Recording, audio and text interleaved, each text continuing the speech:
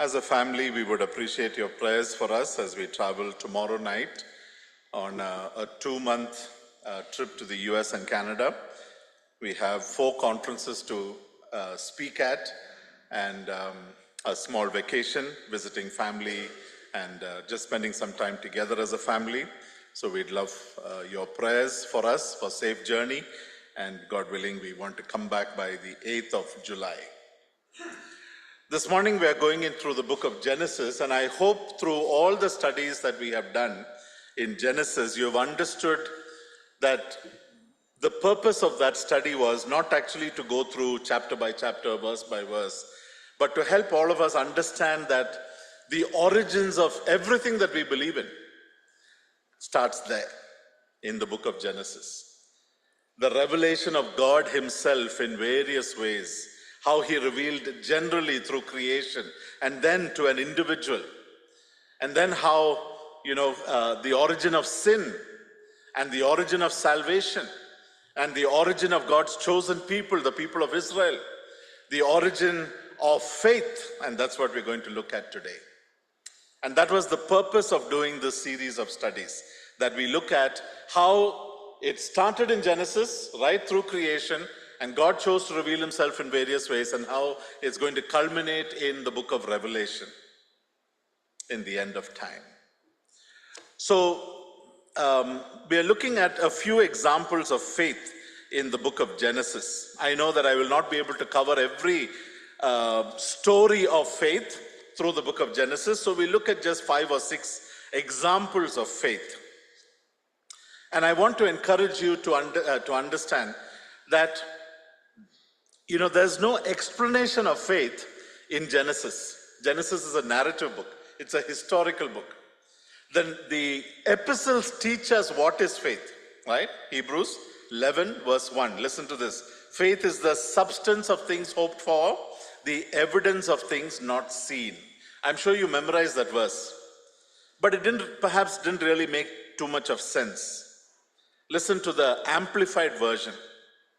Faith is the assurance, the confirmation, the title deed of the things I hope for. That means, right, a title deed of something that I'm going to get. I haven't got it yet in my hand, but there's a title deed, there's a confirmation, there's a promise that I'm going to get. Faith tells you that.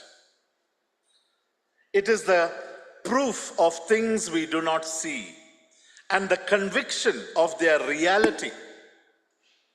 Faith perceiving as real fact what is not revealed to the senses. Oh, that's powerful. Faith perceiving as real fact what you cannot see and what you cannot understand with your senses. Right? And so, what a blessed truth that God enables each one of you and me to have that kind of faith, to see reality, to see things how they really are. A person without faith actually is deceiving himself and living not in reality. He's living in a fake world. He's living in a fantasy. But faith enables you to see really what is happening, how to make correct decisions. And that is what we are going to see through the lives of these people. I hope to take you through Abel, Noah, Abraham, Jacob, Joseph, and 2 women, Sarah and Rebecca. The first faith that we see is faith that comes to God His way. Faith that comes to God His way, from the life of Abel. Genesis chapter 4 verse 3 to 5 says this. At the designated time, in some translations says at the end of the year, when everything culminated and it was time for the sacrifice, Cain brought some of the fruit of the ground for an offering. The word is minha, to the Lord. You know that word minha in Leviticus, it is found in chapter 2, for the grain offering. But that was not what God expected. God was not expecting you to come with an offering of your own effort. The grain offering is your effort, your worship. But Abel brought some of the firstborn of his flock, even the fattest of them. here's a good time to be fat. You are chosen of the Lord. The fat belongs to the Lord, remember? The fat belongs to the Lord. Abel, but of course you get sacrificed. That's the problem. If you're skinny, you're not chosen, right, for the sacrifice. But Abel brought some of the firstborn, even the fattest of them, and the Lord was pleased. It was not worship. It was coming to God His way. There are many, many people today who demand of God. God should reveal to me the way I want. I should come to God the way I want. Right? And I recently had a conversation with a young man who said exactly these words. If God is so gracious and loving, let Him reveal to me the way I want so that I will believe. God doesn't do that. God doesn't do that. You have to come to God the way He expects you to come. He has set a standard. He has set a way of salvation. He has set an expectation. And you have to come to Him. And God will bring you to that point. God will bring you to that point. Did Abel receive much teaching? He just observed what his parents were doing. And God told his parents how to do it by offering that sacrifice in the Garden of Eden. And they would have done it over a period of time. Regularly they would have done it. And then Abel understood, this is how I must come to God. Beloved, in the Bible we read in the New Testament that I need to rest in the finished work of Christ. Right? The Sabbath rest that is talked about in Hebrews is the resting in the finished work of Christ. What does that mean? That I am not struggling to please God with my works. I am not struggling to get to heaven and to find, that God is displeased or pleased with me through my works.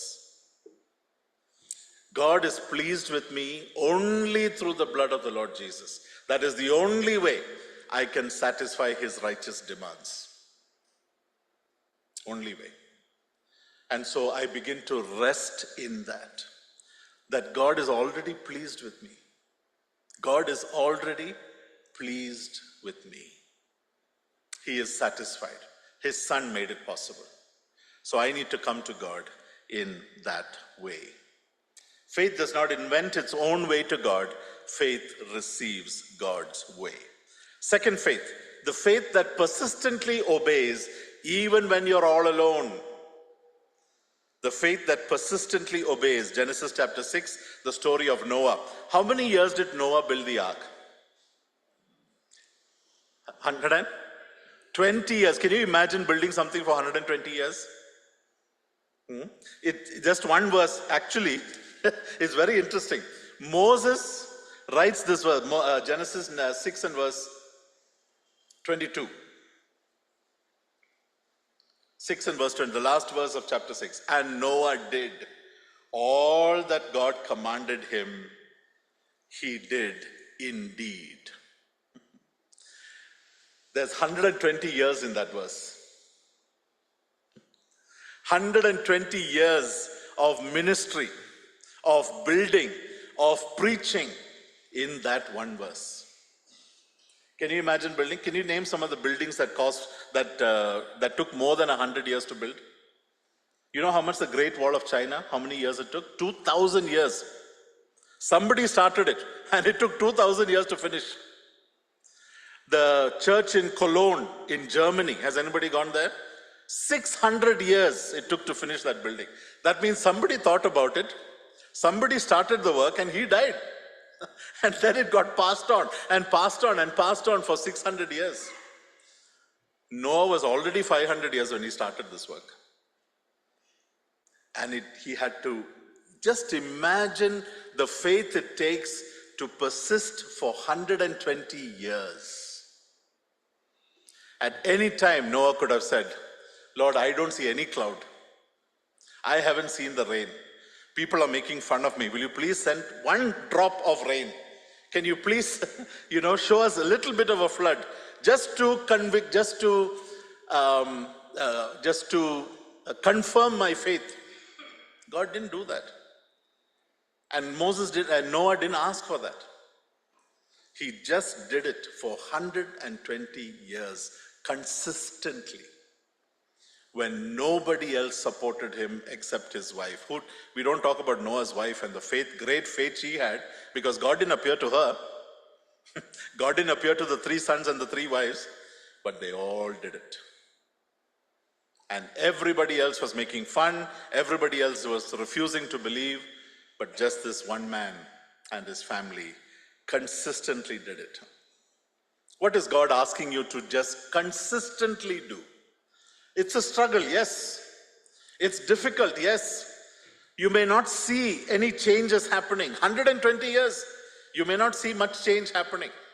Yet God is asking you to be consistent. Persist even when you don't get confirmations, even when everybody else is saying you are doing something very foolish. Faith is not a single moment of inspiration. It is long obedience in the same direction. Faith is not a single moment of inspiration. It is long obedience in the same direction.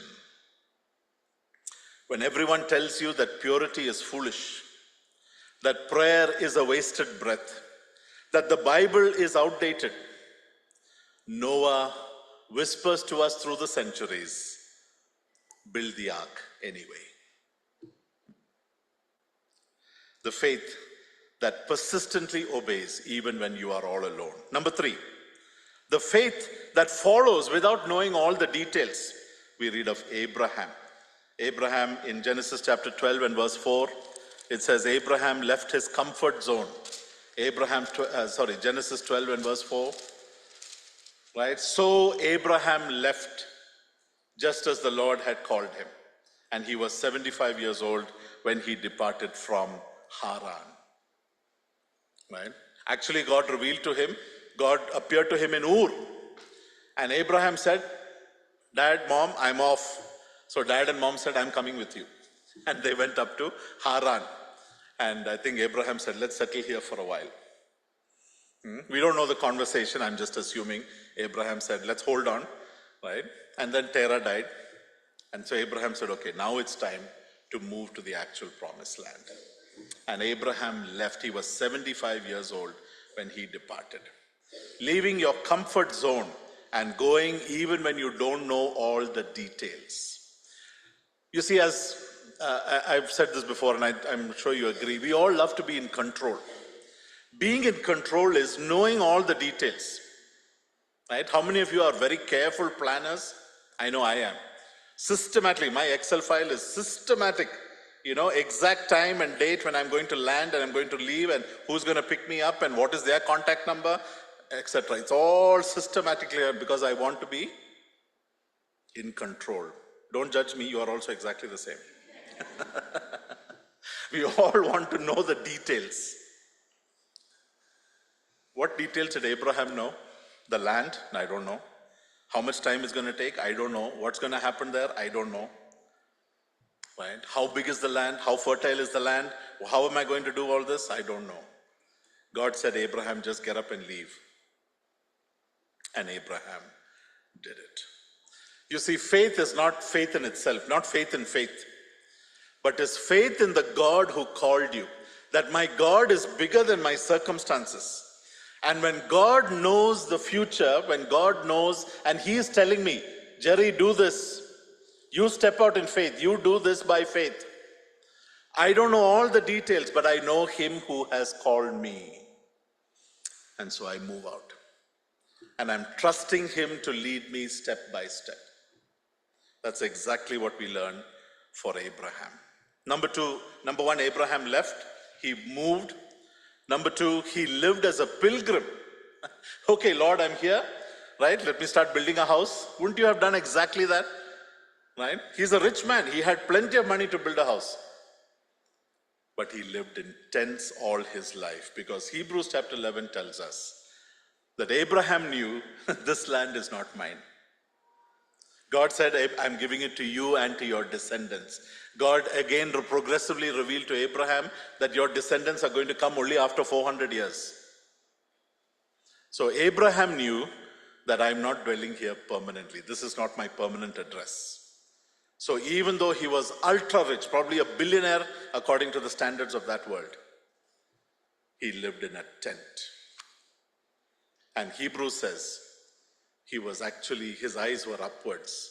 And he understood that whatever I may have here on earth is temporary, it's fragile, it can be taken away, but I'm looking for a city whose builder and maker is God. Is that my attitude? For the things that I have, the places I have, the house I have, the facilities I have, the money in my bank, that must be the attitude, that all this can be taken away at any time. These are not my securities. Even, beloved, my education, my position in society, my family background, these all can be taken away in one instant. But my identity and my security is in the person of the Lord Jesus Christ. Abraham lived as a pilgrim, and so you and I also need to learn by faith to live for what is eternal, not for what is temporal. To live for what is permanent and what is spiritual, not just for what is earthly. You see, that is a radical faith. That is a faith that tells you to turn the world upside down. Everybody is looking for peace, security, stability here on earth. They are looking for ways to buffer themselves against the uncertainties of the world. But Abraham teaches us that you look for an eternal city. You cannot but help be exposed to the uncertainties of this world, no matter how much you may buffer yourself. But that there is security and eternity there. The third test of Abraham was the son. How many years did Abraham wait to get the son? 25 years. 75, God told you will have a son at the age of 75. He got the son at the age of 100. I must also tell you that Abraham, who is this great man of faith, also failed. He also succumbed. He also compromised. Right? Sarah also compromised. Right? They followed the custom of the world. You remember when I talked about Hannah, how it was very natural. If the wife doesn't have a child, right? It was the custom, Canaanite custom, ancient custom, to take a second wife or to take a concubine, because I need to have children in order for my family to become wealthy. And so Sarah, Abraham, they looked at the people around them and they said, look, here's a normal custom to take the servant of the wife to bed. Normal custom. Nobody questioned him. That doesn't make it okay in the eyes of God, but that was the custom of that time. Right? And he failed miserably. But still we consider him a father of faith. Still we see him as a man of faith. You see? That is you and me. How many mistakes we have made. How many times we have fallen. Yet God still gives you chance after chance after chance. Massive mistake. Massive mistake. And yet, God sees him as my friend. God hasn't given up on Abraham. And I want to encourage you also, if you're going through something like that, or if you're thinking about somebody like that, give a second chance. Forgive. Forgive. Then the fourth test was offering up Isaac on Mount Moriah. God told Abraham, you give him up as a whole burnt offering. In other words, don't just cut off his hand and offer it. Put him on the altar. Isaac was about 15 or 20 years old, right? And Abraham had to say, son, get on the altar. He's not a small baby that he had to lift him and put him on the altar. 20-year-old man, he had to say, son, come and lie down on the altar. And he raised the knife, and then only God stopped him.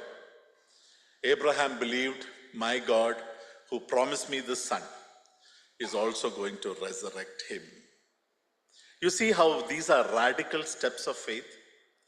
You see, our faith very often is, oh, I need to come to church on Sunday morning. That is our faith. Huh?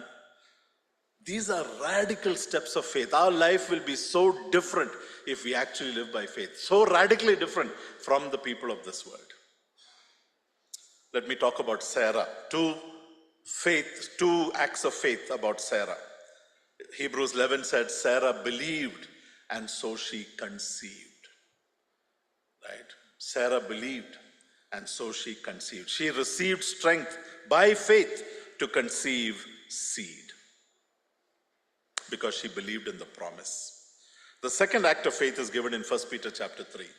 When Sarah followed Abraham all the way to Canaan, and it says there that Sarah called him Lord. That word is Adonai, master. I wonder in today's liberated world whether any woman will call their husband like that.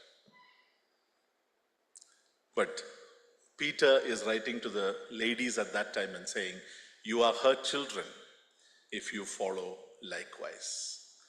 Beloved, that takes great faith. This man whom I married, this man who's making so many mistakes and blunders, you want me to call him Lord?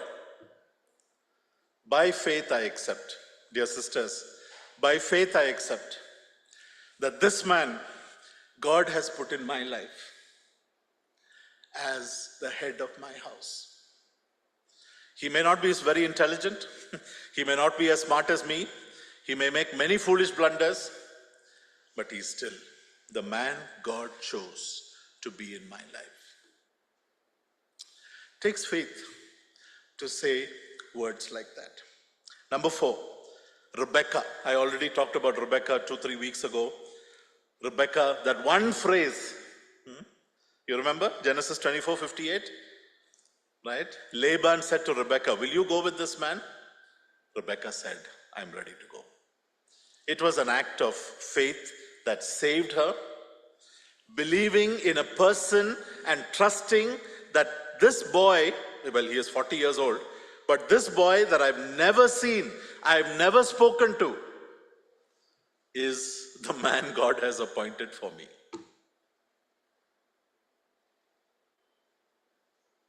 Marriage is a step of faith. You can never be 100% sure by trying to know that person, that that person is the right person for you. It is faith that enabled Rebecca to make a decision from 400 miles away and to say, I've heard of him, you've given me a report about him, and I'm going to trust that God knows what he's doing. I will go. Jacob. Is there anything good to say about Jacob? Only one thing. Hebrews chapter 11 says, in his last day of his life, at the age of 147, Jacob blesses Ephraim and Manasseh. How does he do it? He crosses his hand and blesses.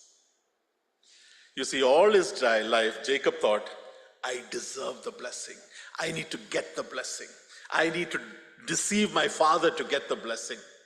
I need to deceive Laban to get the woman that I love. I need to deceive Laban to become rich. So deceiving Esau. And at the end of his life, Jacob understood, this God who has been my shepherd all my life. Genesis 49:48. This God who has been my shepherd all my life is what is his testimony on the last day of his life. And then when Ephraim and Manasseh came, Manasseh is the older. The right hand should have been on Manasseh. The left hand should have been on Ephraim. The greater blessing should have been on Manasseh. But by prophetic word, something told Jacob, the blessing should go to Ephraim. Is he the oldest? No. Does he deserve it? No. The grace of God is upon him.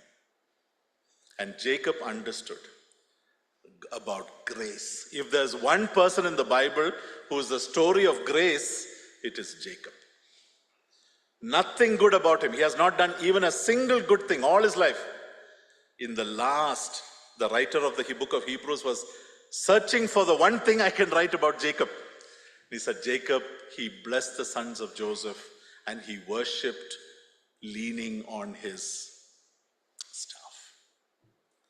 Faith worships in weakness. Faith recognizes that it's not the great things that I do to please God, that it is the grace of God that is enabling me to live. That every day of my life, it is only the grace of God in my life. I need to accept that. Finally, Joseph.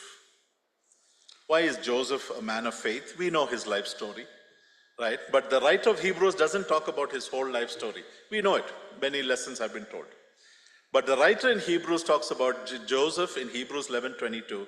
It says, Joseph, when he died. And I found that interesting. You know, Isaac, Jacob, and Joseph, all three times, the sentences in Hebrews are at the time of their death. When Isaac realized that he was close to dying, he called his son Esau and says, I want to have the last stew, venison stew. Right? Some of us will be like that, no? Last stew before I die. And then I want to give you the blessing before I die. Jacob, when he was about to die, called and said, Joseph, come. Now Joseph, when he was about to die, Hebrews 11:22, when he died, he made mention of the departing of the children of Israel and gave commandment concerning his bones. Why is that faith? Because the guy is the prime minister of Egypt. He is living in a palace. He and his descendants would have lived in luxury for the rest of their lives. Right? And, you know, his sons are living in a palace. They are being educated in the best way possible. They would have become diplomats. They would have become bureaucrats. They would have done well in Egypt. Joseph, by faith, is saying, this is not your permanent dwelling place. By faith, he is saying, no matter how rich you are, how luxuriously you may be living, you are going to go back. And Jacob also said this. I remember teaching about, you know, Jacob, that's a very interesting passage. Look at verse Genesis 48:22. Genesis 48:22. As one who is above your brothers, he's telling Joseph, I give to you the mountain slope which I took from the Amorites with my sword and my bow. Jacob in Egypt, lying on his deathbed, is remembering one mountain slope in Canaan. And he's saying, Joseph, that is your inheritance, not here. Not here. Because the inheritance is connected to their faith. The land was connected to their faith, not Egypt. You see? They passed on a godly inheritance. Joseph was if Jacob was, lived with nothing good in his life, there was nothing good to say about him. Joseph lived a faithful life, all his life. And at the end of his life, by faith, he is talking about, the people of his own descendants going back to that land. Going back to that land. Joseph teaches us, don't get comfortable in this world. Abraham teaches us, get out of your comfort zone. And when God asks you to do something radical, be ready to do it. You see, when we look for jobs, when we look for education, we are looking to better our life here on earth, isn't it? Isn't that the natural conclusion? I should get a better income. If I take this promotion, it should be for a better income. Right? If I move from this location to the next, it should be for a better life. I want to move from a small house to a bigger house. Faith tells you not to think like that. Faith tells you it doesn't matter. The size of the house doesn't matter. The promotion doesn't matter. How big your bank account doesn't matter. You look for the reality which is eternal. And therefore you work and be faithful. Many of us go through appraisals in your corporate jobs. And those appraisals may never meet your own standard. You may never be satisfied with what your boss tells you, because every appraisal is subjective. There is no appraisal that is objective. Every appraisal is subjective. So the boss always has something to say. If he doesn't like you, he'll give you a bad mark. You may have done your best. You can't do anything about it. You have to accept it. Right? You can't please everybody. So what is God telling you to do in that circumstance? He's asking you to just be faithful. You be faithful. You please that person, the God who has asked you to be faithful. You please God and you be faithful in your work. These frustrations are normal, but they won't count in heaven. That man's appraisal is not going to count in heaven. Right? What counts is God's approval of how I did my work. What were the hidden motives of my heart, the secrets of my heart? Faith, although it is not explained in Genesis, it is so clearly revealed in the lives of these heroes. And that is the kind of faith that God is asking you and I to live today. Faith in this great God. Faith in the God who loves you and sent his son, the Lord Jesus, to die on the cross for you. Faith that has saved you and made you his chosen one. And therefore the faith that then causes you to live radically, extravagantly. I always think about this building. I know this has stretched our faith, the faith of the members of this assembly, to a great extent. Many may have given out of your monthly salary, but I know that there are many who actually gave out of your savings, knowing that I may not get this money back. I may not be able to replenish this money. That is sacrificial giving. And that is giving by faith. Let's pray.